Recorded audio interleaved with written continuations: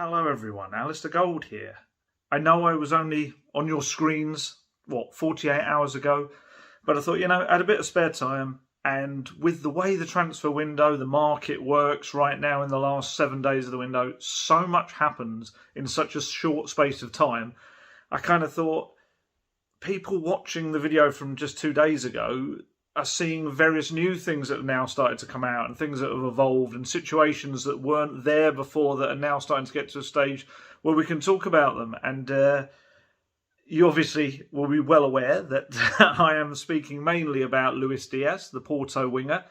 Tottenham are looking to try and bring him to North London. And the latest that I understand on that situation is that there's a growing hope that they might they might be able to get this deal done. They're absolutely throwing everything at it. That's their priority right now, this transfer. I understand it's at the moment, and I must stress at the moment, because of this way that everything works and transfers and transfer window and other clubs coming in, but at the moment, Spurs are kind of more hopeful of this one happening than the Adama Traore one, which, I wonder, and this is just me kind of speculating. This is just my thoughts. This isn't based on any information. But I wonder whether Traore, now that this sudden realisation that Diaz is potentially available, I just wonder now whether Traore slips to the bottom of the priority list. And maybe even Spurs look at it and say, well, should we just keep Matt Doherty to the end of the season? And maybe we get by at right wing back, because quite frankly, the opportunity to sign one of Europe's best players right now, or certainly one of the players that's really making a name for himself this season in Luis Diaz, maybe that's just what we concentrate on. And, and if, say, we end up with, let's say, Diaz and a central midfielder, maybe that's two big chunks of a puzzle. And look, I know a winger was not the club's priority going into this window. Of course it's not. That is one thing they've got. But what I would say is when it's just one of those classic things. When a player like Luis Diaz comes along, I think you just have to go for it and you have to try and make it happen. And he's a player that I understand that Paratici and many within Tottenham really love. And they've been watching on the situation. We've seen everywhere, all the top clubs linked with him. Liverpool, Man United, I think, have been looking at him closely. And I think Spurs have just thought, you know what, maybe this could be a statement signing. Maybe this is someone that we can say to Conte, look, do this, have him. And here you go, this is us backing you. So yeah, from what I understand, there's a hope.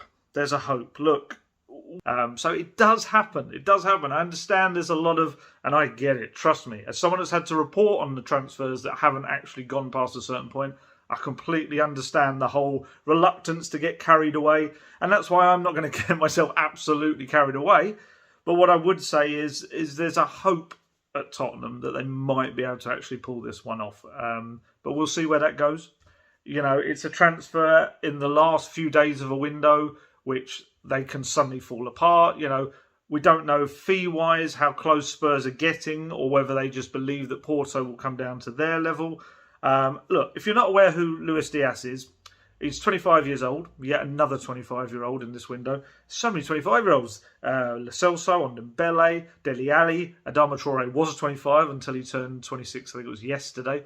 I think Amrabat, who we're going to talk about as well, I think he's 25 as well. But Luis Diaz, he's Colombian, plays for Porto in the Portuguese league. He's got 16 goals and 6 assists from the left wing mainly for them. I think he's got 14 goals in 18 appearances in Liga NOS, the Portuguese league.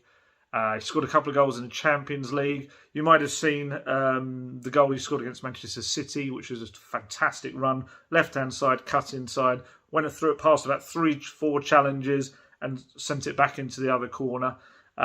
He's a top-class player, really is. He's got Champions League experience. He's a player that a lot of Premier League clubs have been keeping an eye on, because there's a belief that he could adapt quite quickly to the Premier League. And I think with Spurs, their thinking is, if they could give Conte a front three of Diaz, Kane and Son, wow, that's a front three with a lot of goals in it. It really is. obviously you've got to provide the service, but then when you have players like Diaz, a little bit like Kane and Son, they can kind of create stuff themselves as well. So yeah, I mean, just thinking about that front three, they could be, we're seeing a Harry Kane who I think is starting to get back to where he needs to be. Sonny will be back after this international break. If they were able to get Diaz, wow, I know we did this, didn't we, with Bale, Son and Kane, and we didn't really see it too much in the end. But, with Diaz, it would be a very exciting piece of that puzzle. I mean, like I say, predominantly plays on the left. He can play on the right. I do wonder whether Sonny would go to the right instead, because he seems more comfortable able to play on both sides, Sonny. So, it may be that it's quite fluid and that Diaz and Son would go either side. Obviously, for Lucas, it probably means slightly less starts, but I think in terms of the amount of games to come anyway, if Diaz were to come in, I think you'd see a lot of rotation anyway. But yeah, like I say, I'm really intrigued to see what happens with Traore now. It's gone so quiet on that. We kind of understood it was talks had got to a certain stage and then it was just a matter of time. But certainly in recent days, it's all gone very quiet and Spurs putting out their, or certainly noises within Spurs coming out that there hadn't been a bid made. Wolves coming out of there, that it's all been very quiet. So I just wonder. This is just, honestly, it's purely me wondering. It may be that Spurs end up, in an ideal scenario, getting Diaz and Traore. But I just wonder whether they've now decided, look, Diaz is, with no offence to Adama Traore, but Diaz is a winger who has an end product. He absolutely has. And we've seen that. We've seen that at the very top level in the Champions League as well. So maybe they've just thought, look, maybe we go for Diaz. We get him now. We get a real coup of a player and beat other clubs for him. And then in the summer, we either look at Traore again or we look at an actual right wing back, perhaps. Again, that is just me spitballing. It's just me wondering, and purely on the kind of what I've been getting is this feeling that Diaz is actually the hopes. There's kind of more hope of that happening right now than there is on Traore. And that's maybe what it is. I still think they'll look to get that central midfielder in because that is something that Conte has specifically asked for. There's a lot of talk now, growing talk about it potentially being Sofiane Amrabat. And the reason is that Conte apparently likes him.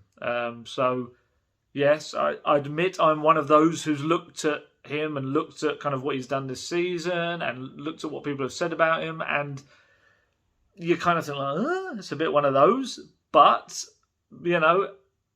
everyone on social media, and myself included in these videos and the articles, have said the club have got to back Conte and do what he wants. And if he wants this player, and it all sounds like, there's potential of a loan deal for him with an option.